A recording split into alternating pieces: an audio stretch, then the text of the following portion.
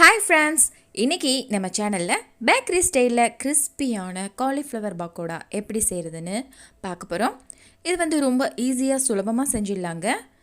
இந்த cauliflower பக்கோடாவை evening snacks மாதிரி பசங்களுக்கு செஞ்சு கொடுக்கலாம். வாங்க எப்படி செய்கிறதுன்னு வீடியோக்குள்ளே போகலாம். நான் இப்போ ஒரு கடாயில் 1 லிட்டர் அளவுக்கு தண்ணி எடுத்திருக்கேன்.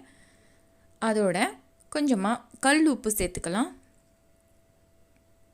1/4 டீஸ்பூன் அளவுக்கு மஞ்சத்தூள் சேர்த்துட்டு இப்போ ஒரு பூவை நான் நல்லா கட் பண்ணி வச்சுருக்கேன். நல்லா நீல வாக்கில் கட் பண்ணிக்கோங்க, அப்போ தான் பக்கோடாவுக்கு நல்லாயிருக்கும். இது 50% குக்கான போதும், ரொம்ப வெந்துடக்கூடாது. ஒரு கொதி வந்த உடனே நம்ம இதை தனியாக எடுத்துடலாம்.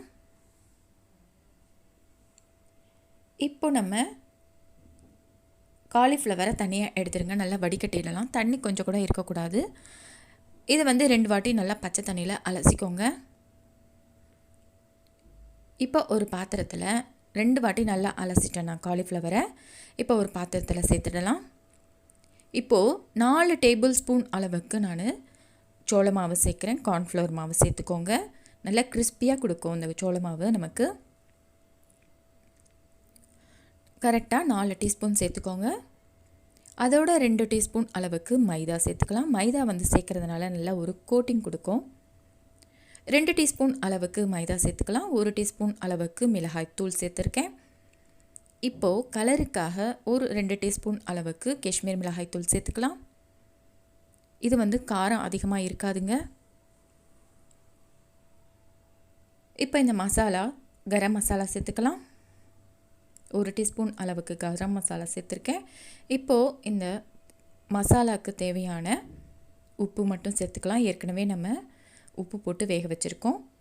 1 டீஸ்பூன் அளவுக்கு இஞ்சி பூண்டு விழுது சேர்த்துட்டு எல்லாத்தையும் தண்ணி ஊற்றாமல் நல்லா மிக்ஸ் பண்ணிக்கோங்க. வெறுமனே மிக்ஸ் பண்ணிக்கலாம்.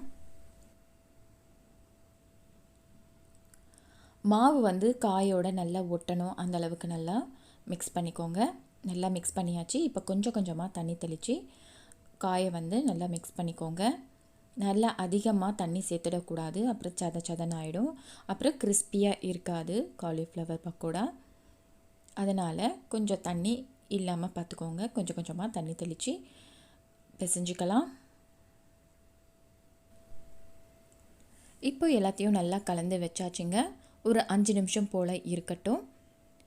5 நிமிஷம் கழித்து நம்ம பக்கோடா போடலாம். இப்போ கடாயில் எண்ணெய் ஊற்றி வச்சுருக்கேன். நல்லா ஹீட் ஆகிடுச்சு. ஹீட் ஆனதுக்கப்புறமா நம்ம ஒன்று ஒன்றா போட்டு காலிஃப்ளவரை ஃப்ரை பண்ணி எடுத்துடலாம். ரொம்ப ஈஸியாக சுலபமாக செஞ்சாச்சுங்க. பேக்கரி ஸ்டைலில் அதே டேஸ்ட்டோட அதே கிறிஸ்பியாக நமக்கு சூப்பராக உங்களுக்கு செஞ்சு காமிச்சிருக்கேங்கன்னா இந்த காலிஃப்ளவர் பக்கோடா உங்களுக்கு பிடிச்சிருக்கும்னு நினைக்கிறேன். இதே மாதிரி நீங்களும் ட்ரை பண்ணி பாருங்கள். உங்கள் வீட்டில் எல்லோரும் விரும்பி சாப்பிடுவாங்க. இன்றைக்கி ஈவினிங் இதை செஞ்சு அசத்துங்க.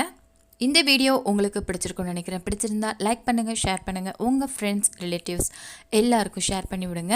மறக்காமல் சென்னை லஞ்சுக்கு சப்ஸ்கிரைப் பண்ணுங்கள். இந்த வீடியோ எப்படி இருந்ததுன்னு கமெண்ட் பண்ணுங்கள். அடுத்த ஒரு சூப்பரான இன்ட்ரெஸ்டிங்கான ஒரு ரெசிபியில் உங்களை பார்க்குறேங்க. இந்த வீடியோ பார்த்த அனைவருக்கும் நன்றி.